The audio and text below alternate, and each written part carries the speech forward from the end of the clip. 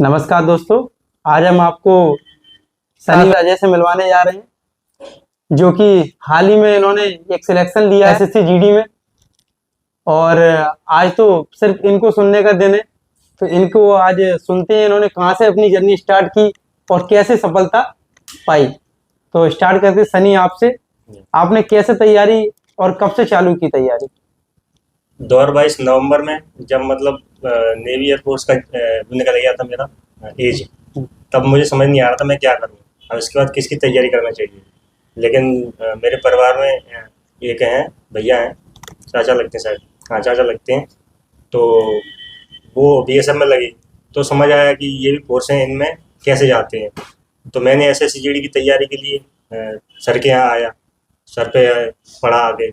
तो 2 महीने स्टार्टिंग में पढ़ पाया, तब तक इतना कॉन्सेप्ट क्लियर हो गया था सर से आगे कि एग्ज़ाम निकलना चालू हो गए थे। मेरा बीएसएफ प्लेसमेंट का शुरुआत का एग्ज़ाम था, वो मेरा निकल गया था। फिर उसके बाद जीडी भी आया, वो भी निकल आया था। तो शुरुआत से था कि फोर्स में जाना है? हाँ, फोर्स में था शुरुआत से। मैंने शुरुआत से फोर्स की तैयारी की। हाँ, शुरुआत से डिफेंस नेवी एयरफोर्स के लिए किया। एक देशभक्ति होती है ना, स्टार्टिंग से था कि मतलब फोर्स ही ज्वाइन करना है। हाँ, पैशन था मेरा कि और वही अपन को मिल गया। हाँ, तो जो सोचा वो पाया। और जैसे असम राइफल्स भी मिला है, वो भी मेरी सेकंड चॉइस थी, क्योंकि मेरा पैशन था कि फोर्स में ही जाना है। और ऐसे और भी ऐसे सीआईएसएफ है, वो भी पहले फर्स्ट चॉइस की थी, वो मैं रह गया 0.24 नंबर से दुर्भाग्यवश। लेकिन दूसरी चॉइस है असम राइफल्स, मैं उससे बहुत खुश हूँ, वो मिला है मेरे को। तो आज आपके जो दोस्त वगैरह और भी जो अभी संघर्ष बराबर कर रहे हैं, उनके लिए क्या मैसेज है आपकी तरफ से? मेरे दोस्त जो संघर्ष कर रहे हैं, उनको मैं यही मैसेज देना चाहता हूँ कि जो भी तैयारी कर रहे हैं, सबसे ज्यादा युवा पीढ़ी की जो समस्या है, वो समस्या है गलत ट्रैक पे जाना। तो गलत ट्रैक पे, पढ़ाई में सब कुछ अच्छा है, परफेक्ट सारी चीजें, लेकिन एक गलत ट्रैक पे जाते समय वो भटक जाते हैं अपने मार्ग से। तो ऐसा कुछ आप बताएं जो बच्चे बिल्कुल अपनी जो एक होता है ना रूपरेखा, जो सीधे चलना है, बिल्कुल जिस ट्रैक है, जो हमारी लाइन है, जो हमारा मकसद है, वो पार करना है। पहले तो अपनी तैयारी का वो देखो, अपने तैयारी का और एग्जाम का पीरियड बचा कितना है, टाइम कितना बचा है, बस उतने टाइम तक सब त्याग दो। ये सोचो कि अपना जीवन बनाना है, इतने टाइम में बन जाएगा, उसके बाद सब कर लेंगे, उसके बाद सारी चीजें सब कर लेंगे। इतना सोच के चलो, जब एग्जाम अच्छा चला जाए उसके बाद सब कर लो। मैं तो ये सोच के चलता हूँ। एक बार जो आपका मुकाम है वो तो आपको मिल जाए, उसके बाद दूसरा मुकाम दे। मैं सोच लेता 2 महीने, तो 2 महीने पूरे मन से कर लो, उसके बाद सब कर लेंगे, सब कर लो। कब ज्वाइनिंग है आपकी? मेरा फरवरी में होगा। फरवरी में ज्वाइनिंग लेटर है। और घर पे सबको कैसा लग रहा है जी? घर पे जब सुना तो पहली बार तो रात के 12 बजे रिजल्ट आया, तो मैं तो सो ही गया था, नहीं आया, इतना एक्सपेक्टेड नहीं था। सुबह 5 बजे अजय ने पूछा मुझे कि ऐसे हो गया है, रिजल्ट आ गया, हम लोग का हो गया है। तो सुबह 5 बजे मम्मी पापा को जगाया, इतना खुशी हुई। सुबह दिन भर कोई सोया ही नहीं। फिर एक अलग ही खुशी थी अंदर जो से। खुशी होती है ना, वो खुशी आप बता नहीं सकते कि सामने वाले को ये कैसी खुशी है। मुझे बिलीव नहीं हो रहा था कि ऐसा हो गया। बस मैं उन सबसे पूछ रहा था कि यार सच में हुआ है। उधर रिजल्ट देखने के बाद चाहकर भी नींद नहीं आई होगी। नहीं आई, नींद नहीं आएगी ही नहीं, क्योंकि जो खुशी होती है ना छात्र के जीवन में, शायद है कि इससे अच्छा पल दोबारा नहीं आता। ये पल पहली बार जिंदगी में आया कि मेरे जो कभी देखने को मिला है। तो बिलीव ही नहीं हो रहा था कि ऐसा भी हुआ है। ये सब हुआ था मेरे साथ। तो आगे की क्या प्लानिंग है? आगे प्लानिंग मैं तो ये सोच रहा हूँ कि अभी मेरा सीपीओ का मेंस भी बचा है, तो मैं सोच रहा हूँ उसका डेट भी आ जाए तो मेंस दे लूँ। वरना ये तो मैं करूँगा ही आगे। अगर आगे जर्नी अगर जिंदगी और कहीं ले जाएगी तो सीपीओ मेंस करके और भी कहीं जा सकते हैं। दोस्तों के एक बार जो मुकाम मिल जाए जरूरी नहीं है उस मुकाम के बाद ही मुकाम नहीं है, मुकाम तो बराबर है। बस एक पड़ाव को पार किया उन्होंने, सेकंड पड़ाव की तैयारी में लग गए अभी से। तो इसके साथ ही आपको मिलवाते हैं अजय से। अजय, आप बताएं कि आपकी कैसी रूपरेखा रही और तैयारी कैसे स्टार्ट की, और आज कैसे आपको मुकाम मिला। जो आपके साथ के दोस्त वगैरह जो आज बराबर संघर्ष कर रहे हैं, उनके लिए भी 2 लाइनें। देखो, मैंने तैयारी 2018 में 12th पास आउट किया था। उसके बाद मैं जो एक मामा के यहाँ पर रहते हुए एयरफोर्स में लगे थे, विवेक करके, तो मैंने उन्हीं से इंस्पायर हुआ मैंने कि मैं भी एयरफोर्स में जाऊंगा। तो मैंने एयरफोर्स मतलब डिफेंस की तैयारी की, 2 साल तैयारी की अच्छे से। तो एग्जाम निकल गया, सब कुछ क्लियर हो गया, फिजिकल मेडिकल सब, ऐसे जो भी जीडी वगैरह होता है उसमें ग्रुप डिस्कशन होता है, सब हो गया था। अच्छे नंबर भी थे, फाइनल के लिए तैयार थे। ओनली ज्वाइनिंग लेटर आना था।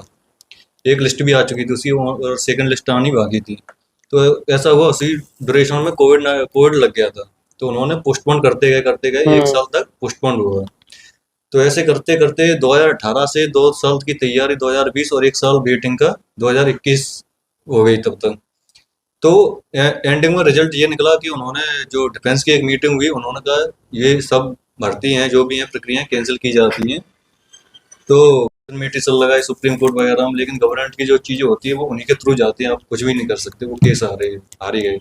तो उसके बाद थोड़ा मैं डिप्रेस जरूर हुआ था, क्योंकि मैंने तैयारी भी छोड़ दी थी उस ड्यूरेशन में, और जो तैयारी भी थी वो डिफेंस की थी, और डिफेंस का एसएससी का पूरा अलग अलग सिस्टम है, क्योंकि डिफेंस में मैथ आता है, हायर मैथमेटिक्स और फिजिक्स आती है उसमें, और इसमें आता है करके एसएससी में ये इंग्लिश आती है, जो अलग लेवल की मैथ आती है। एलिमेंट। तो हाँ, उसके बाद मैं थोड़ा डिप्रेस हो गया था। यही चीज़ मैंने सुनील सर से भी गई थी कि मैं थोड़ा ऐसा ऐसा हो गया हूँ, फीलिंग लेस हो गया हूँ, इमोशन लेस हो गया हूँ। तो उन्होंने कि कोई नहीं है, अपने आगे की थोड़ी हिम्मत लाओ, अपने अंदर थोड़ा सा पेशेंस रखो और तैयारी को शुरू करो। फिर मैंने यहाँ पे पढ़ा, 3-4 महीने पढ़ा।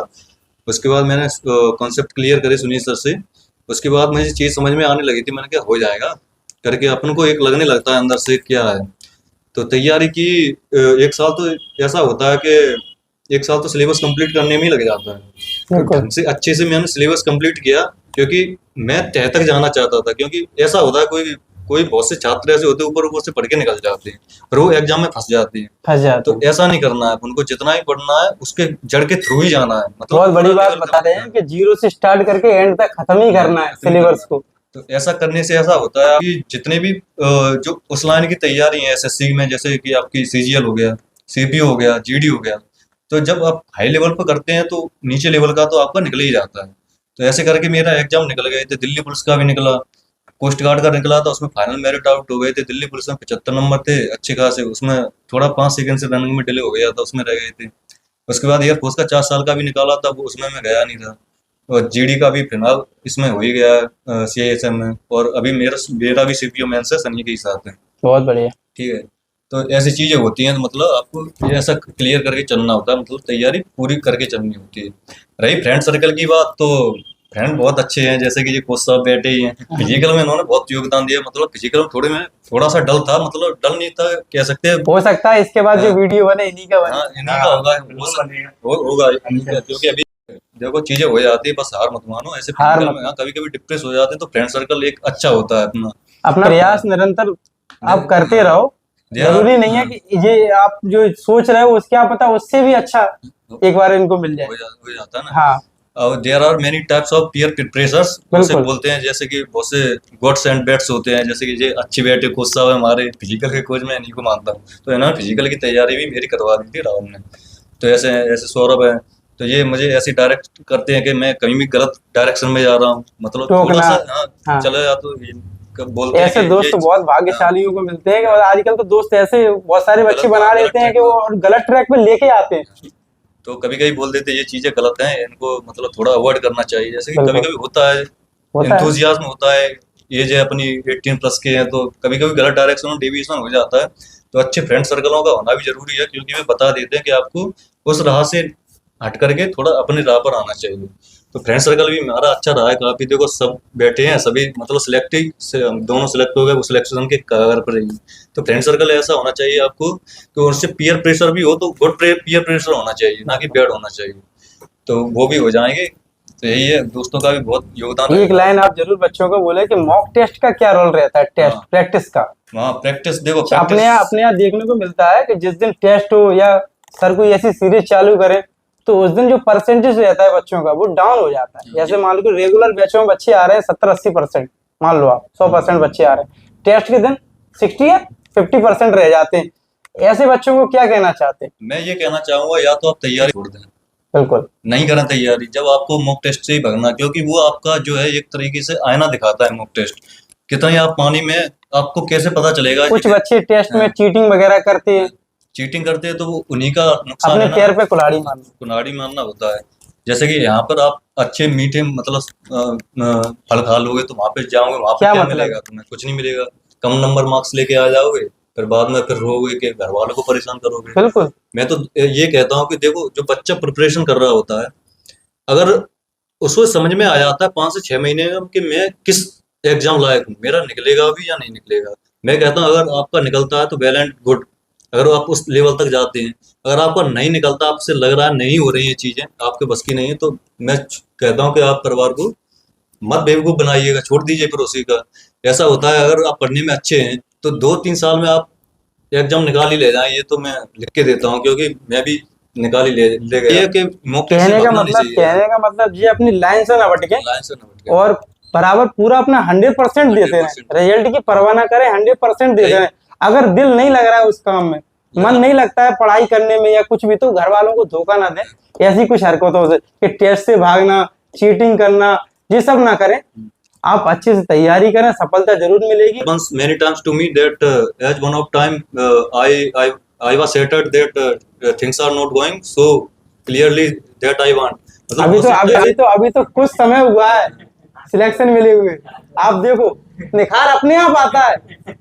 कभी ऐसा होता है, मतलब कभी लगती हैं चीजें अपन से थोड़ी बिखराव सी चल रही हैं, अपन कर रहे हैं, लेकिन आपको आत्मविश्वास है, डिटर्मिनेशन है, तो आप बिल्कुल। चीजें निकाल ले जाओगे। आप खुद पे भरोसा होना खुद पे भरोसा होना चाहिए, आपको खुद भी लगने लगता है कि मेरा एग्जाम निकल जाएगा। और मॉक ये टेस्ट चीज़ का होता है। मेरे साथ भी बहुत सी बार ऐसा हुआ है, मैं कॉन्सेप्ट पढ़ता रहा, जो क्वेश्चन थे उनको ही लगाता रहा, अंदर से ऐसा लगने लगा सब आ रहा है, मैं बहुत मतलब ज्ञानी बन गया हूँ, सभी कुछ आता है।